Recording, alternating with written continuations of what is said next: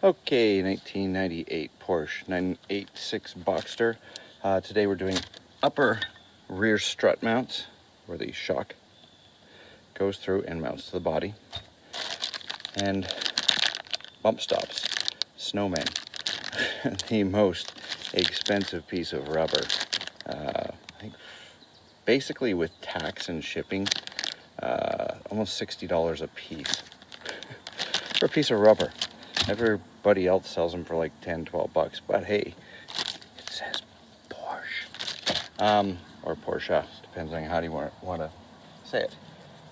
So I pulled the wheel off and up on blocks because I am doing hillbilly repairs today, because I have had people in and out of the house, in and out of the driveway, and I had to use my lawn. So I'm actually on a block. Jack stand doesn't work on grass. Back in 1 second. Sorry for the interruption. Was just delivered a raspberry cheesecake donut. Yeah, how am I supposed to say no to that? Anyway, I'm unfortunately on blocks because, again, like I said, I had cars in and out of here all weekend. The previous owner was told it was the the upper strut mounts that were gone. So I ordered the upper strut mounts. They weren't so bad that they wouldn't pass the safety inspection or anything, but the originals had some. This is the original from the other side that I've already done. Had a little cracking in it. This is the replacement, but it wasn't the bump stops that were gone enough to make it. Was the wasn't the strut mounts that were gone enough to make the knocking. It was the bump stops. So I had to order bump stops. So I had this car jacked up on this side, and in order to do the upper strut mounts, and had to order the bushings, bump stops, and in order to do this. So anyway, get right to this. Again, car up on jack stands, wheel off, rubber plug up here, or roof in service position, halfway back, blah, blah, blah. Trunk open, little rubber cap right here that pops off to access the 3 bolts, one of the 3 bolts that holds the upper strut mount in place. We're going to be removing this rear track arm, the front track arm that goes down, radius rod, track arm, locator arm, whatever you want to call it, that goes through the lower control arm. Lower control arm stays in place. I am going to be taking, instead of taking the axle shaft out from the transmission, you could do that, but I don't feel like doing that. I'm just going to take this bolt off, which is on about 340 foot-pounds of torque. Not really that big a deal. The sway bar link goes through and is basically the pinch bolt for locating the strut, and it's an 18 mil held on both one side and the other side by a nut, and you hold this side. So anyway, we're going to take all those off. I'm just going to put the camera down and start unbolting in 2 seconds. Okay, I'm starting with the rear track arm, which I believe is either a 19 or 18. It's an 18. Just want to see, before I put an impact gun on it, if it's going to turn without turning the center shaft of the ball joint, which I don't want it to do.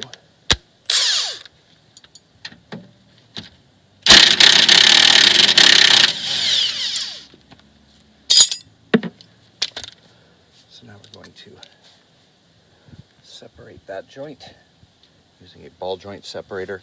You can use the tap method, may or may work.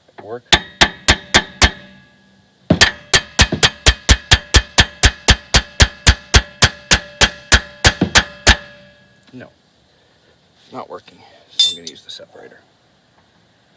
Be very careful with these that you don't get your boot in there.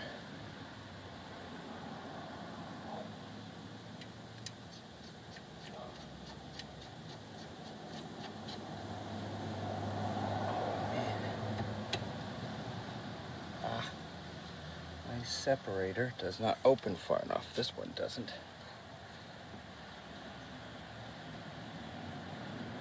Look at that. Like a millimeter too little. Damn. Okay. No. It's not going on. Back in 1 second. Okay, back. My other separator, exact same size. Let's give this a couple more taps. Oh, that's loose. Oh, perfect. Okay. I guess when I tapped that the first time, it must have loosened it, but it just didn't feel loose. Okay, perfect.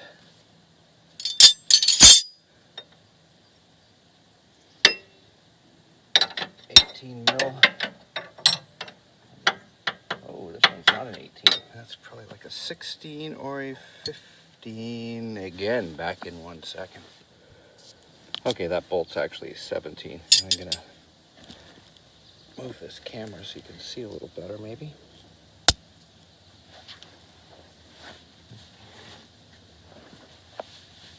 I got the 17 on the inner part of the upper sway bar link. There's a bolt on there, and then simply 18 mil off the back side.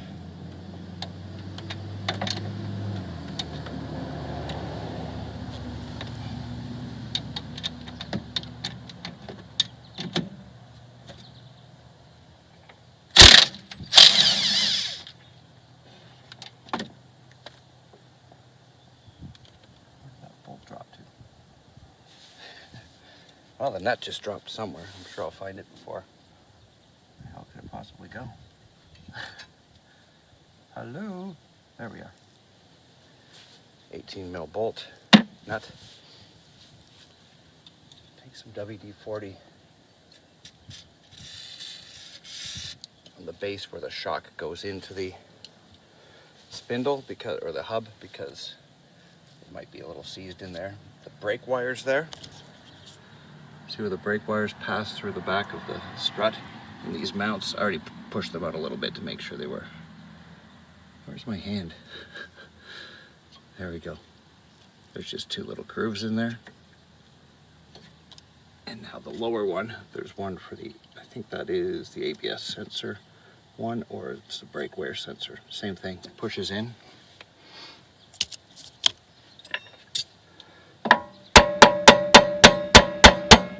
Tap on that a little bit to make sure it's slightly loose. And now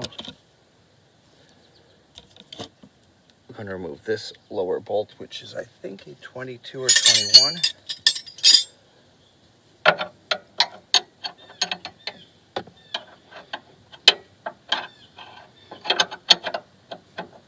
It's a 21.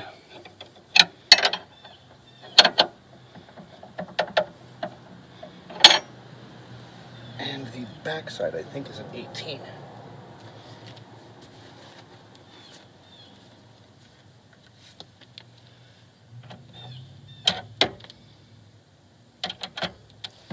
Yeah, the bottom bolt's an 18. Let's get that 17 off of there.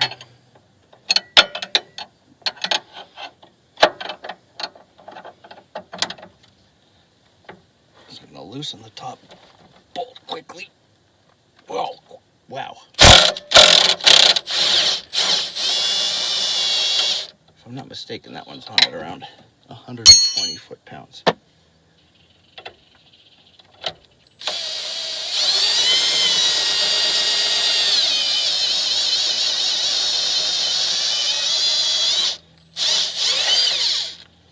There's always a little bit of tension on this locating arm and the lower control arm, so it's kind of, you have to kind of screw your bolt out.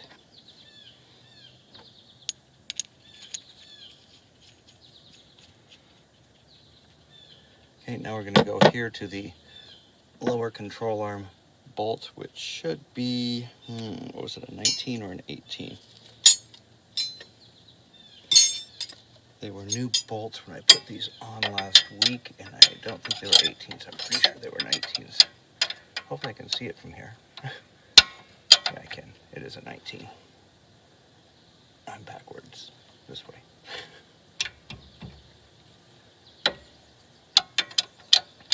Okay, and this is going to take quite a few turns. So I'll turn off the camera and finish unbolting that because I'm going to have to use the open end. And that one shouldn't be in too tight because we just put that arm in last week, this ball joint. Lower control arm ball joint came in. Is brand new from last week, so I'll take that off, separate this. It should be very simple to push away, and back in a few minutes once everything's ready to pull off. Okay, so the lower control arm ball joint, thankfully, as I suspected, came out nice and easily because it was off last week. 32mm socket. If you're not using an impact, you're gonna have to do this with the car on the ground. Remove your center cap on your wheel. Probably do this first if you're doing it this way. If you don't have access to an impact gun, a really high torque impact gun, just remove the Allen key bolts that hold the inner axle shaft to the transmission or to the transaxle.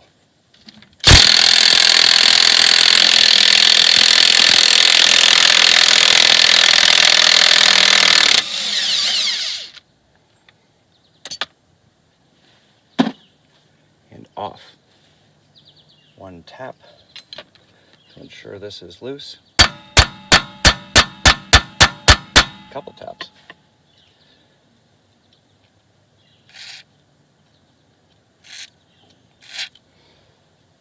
Because we're gonna have to slide the caliper, the rotor, the entire assembly forward and down to get it out of the strut. So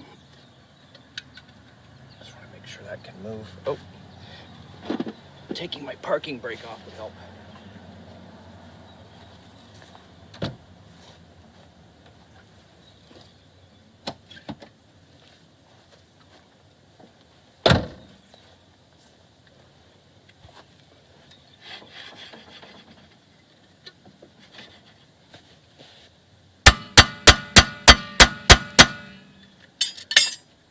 Okay, now I gotta take this bolt, the pinch bolt from the back that goes through the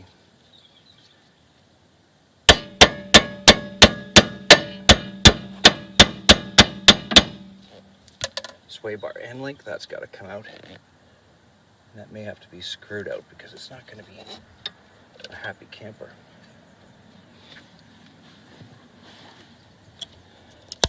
And then basically you're going to worm out all of the control arms, not this one, this locating arm going to the front.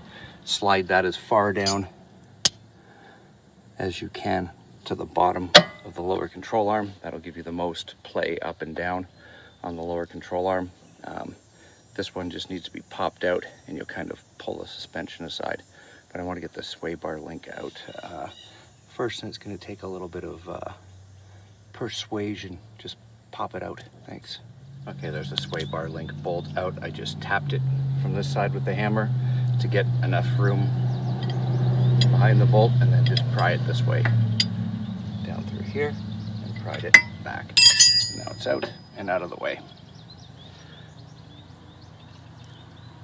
So now just got to take the bottom locator arm, or the rear locator arm, control arm. I'm going to pull this down and back slightly so I can get the hub forward of that, the bolt and hole in the hub forward, so I can get that away from there. Also, good idea to have something to, when the caliper and hub assembly are finally loosened from all this, you're going to want to put it on something. You don't want to leave it dangling. I've got a bucket sitting here, or I'll use a milk crate or something to sit this on, so it's not, the weight is not going to dangle on the brake lines, and yeah, no, not good. Never do that. So let's just loosen all these, get all these links out, and back in a second. Okay, so there's the rear link.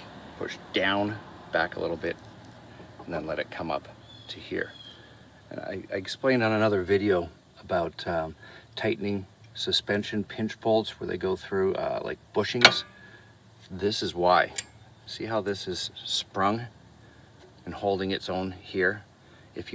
When you replace this, if you let it be all the way down and all the weight on it, and then pinched that, tighten that bolt in there, the second that you got full movement of it, it would just tear that bushing. And that's how people often ruin brand new bushings.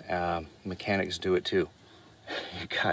You always have to, when you're tightening suspension bushings, again, this has nothing to do with this video, but when you tighten suspension bushings, control arm bushings like this, they have to be finally tightened in the mid-ground position, like this one is. That's where it's hanging. See, it springs in both directions. That's the rubber doing that. If you had it all the way down here or all the way up here when you tightened it, when the suspension traveled down to here, it would just tear the crap out of that center bushing and be done in 2 seconds. So anyway, I'm going to pull the lower control arm ball joint out. Now I'm going to slip that out and down, and hopefully, with any luck, this isn't locked in there. It should hopefully come out really easily. Back in the lower control arm out. Just press down while you're pulling up on the hub, and now it's released and we can pull straight back on this. I'm going to put the camera down and hopefully you guys can see me not kill myself in trying to do this. Let me set this thing up and see if we can actually see me do this in one shot.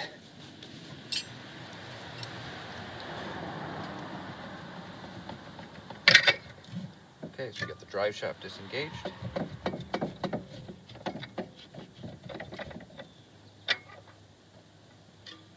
The axle shaft is out there. Have to come down the tiniest bit more to get the strut out. Don't want to ruin that reluctor ring. Nothing hung up? No? Okay. There we go.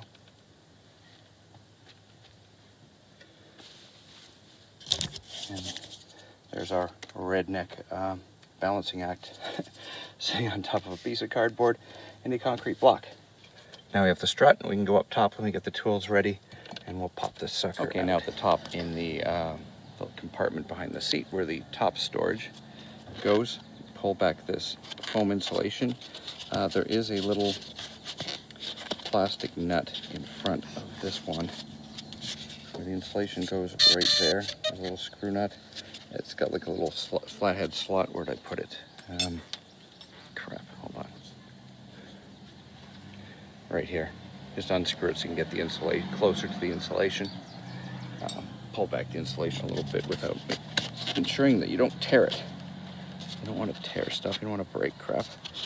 That's not fixing, that's breaking. And you will see,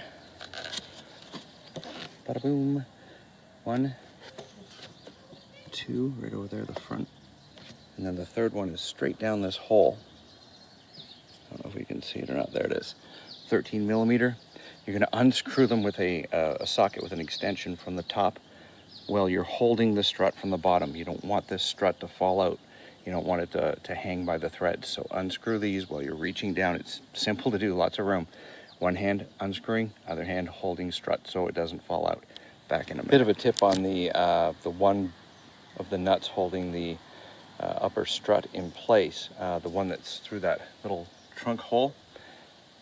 Can't really get in there to get the bolt on or off. So when you're going to go to put it on especially or off, just put a piece of tape. This is just Scotch tape I jammed inside my socket, so then when I push the nut in there, it stays in there and I can just peel this tape off when I'm done. But just so it'll stay within your socket, especially when you're putting the bolt back on, it's just going to fall out. There's no room in there for your hands.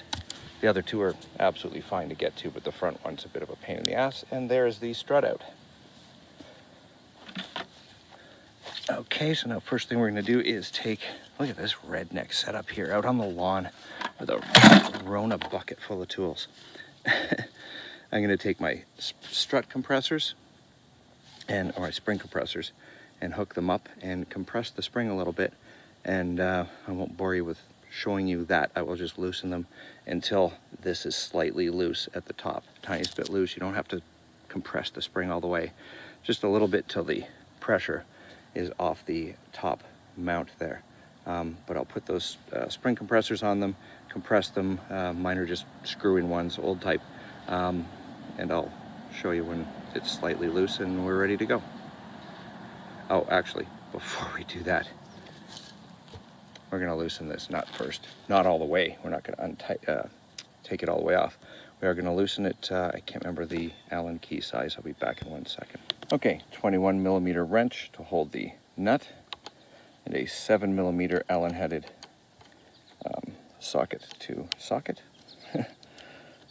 bit to hold the shaft from spinning. It's a 7 mil.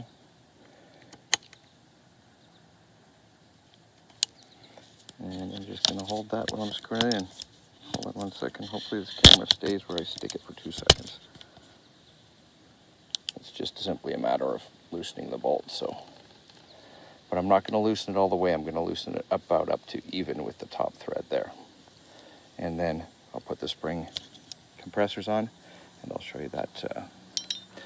These are the old style spring compressors. You just screw the bolt in, wind the bolt in the middle, and it pulls the two arms together. And that just pinches the spring together, one on each side. And hopefully they don't pop off. I've had them for 30 years. They've never failed me yet. Never got whacked in the head by a spring yet. Never lost a spring yet. God, why'd I say that? Oh God.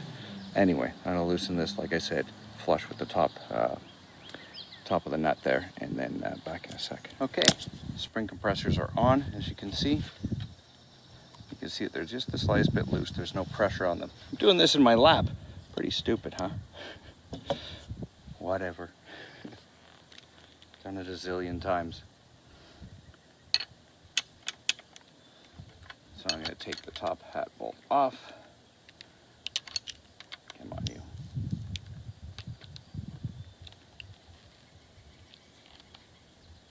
Ooh, maybe we should go the proper way.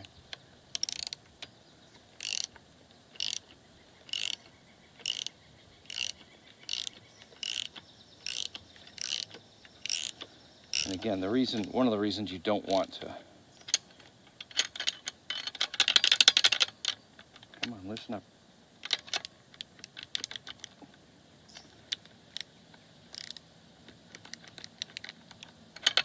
Okay.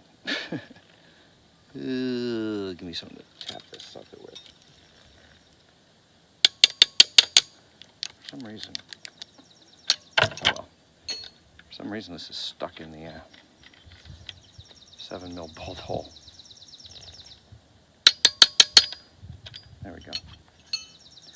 So, order, nut, washer, cupped up, facing down.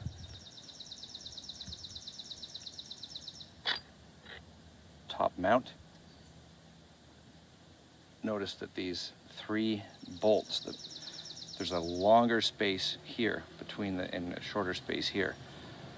And those line up on this little swath plate on the bottom that kind of just allows the spring to rotate and move. They line up down here.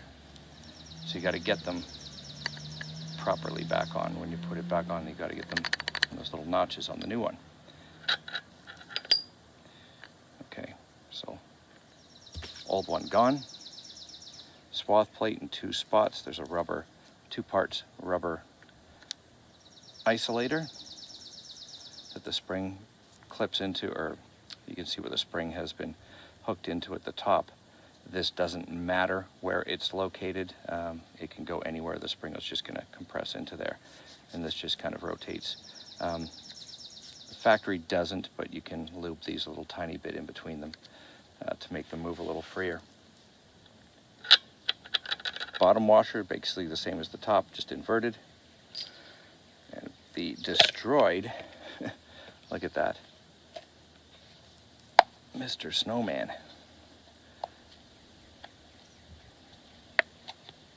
Bah. Okay. Where did we put the new one?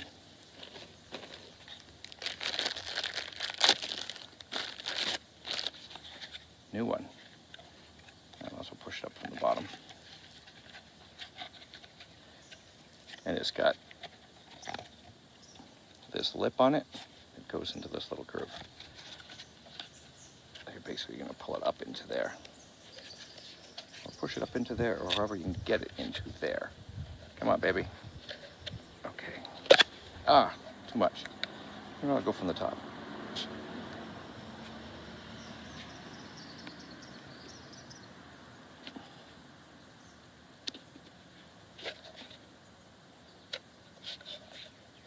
There we go.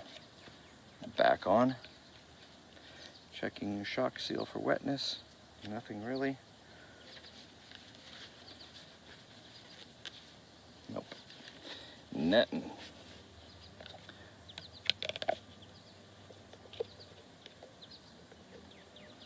Back on.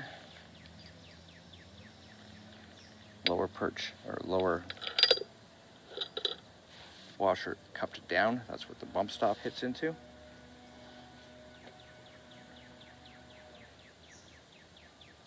Spring perch. And you'll line this up so you can see this is the long space here. Long space here. Line up these are what you want, are important to line up. That those tabs on the bottom don't move. They stay within those bolts.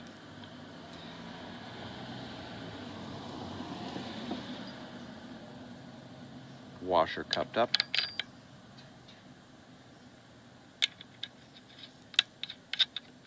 Top nut. Now, don't know where that damn socket went.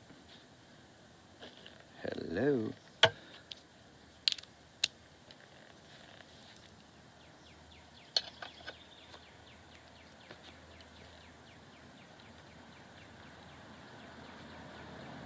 Just checking to make sure that plastic separator is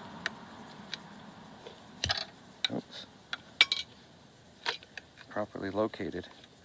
Like I said, that's the only part that really matters on that.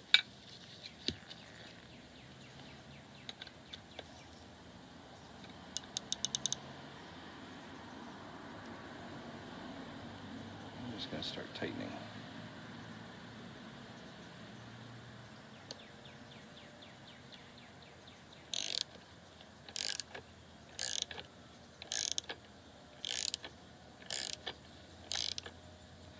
Once you get down to one thread sticking out.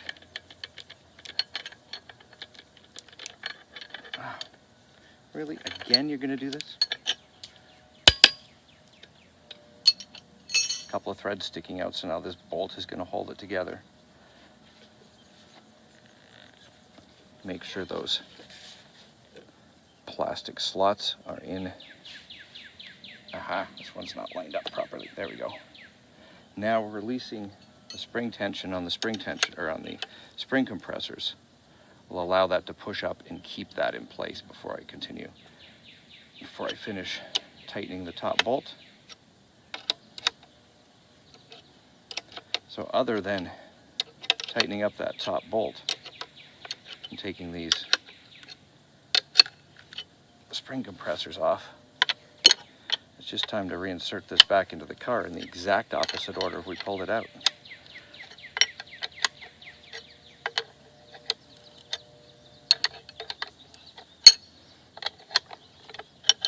You're going to install the strut first.